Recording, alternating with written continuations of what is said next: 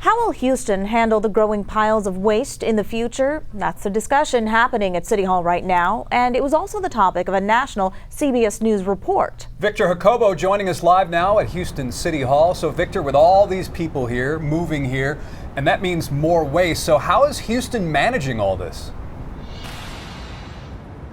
Yeah, that's a big question for the future, and here at City Hall, there's an ongoing discussion of improving how the city does food waste composting.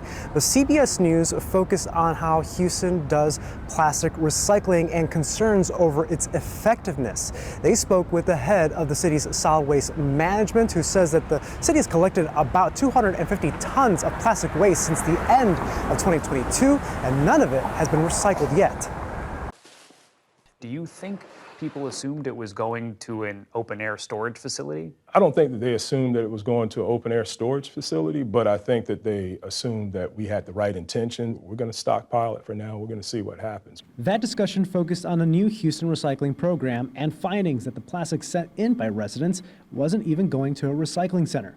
Meanwhile, and we didn't get this grant last year, so we're going to try to get it this year. At City Hall, y'all are going to look back one day and say, I remember when we didn't used to compost. Council members approved an effort to reapply for a federal grant worth $400,000 to boost food waste composting education and infrastructure in Houston. If the city gets the grant, an additional $100,000 will be contributed from the Recycling Revenue Fund. The urgency is we are running out of landfill space, and food waste is 24% of our municipal landfills. Also, that the way it breaks down creates methane gases, so bad for the environment. So when I talk about composting, it's not so much that you have to go in your backyard and churn up the food and make your own compost. It's really just diverting your food waste.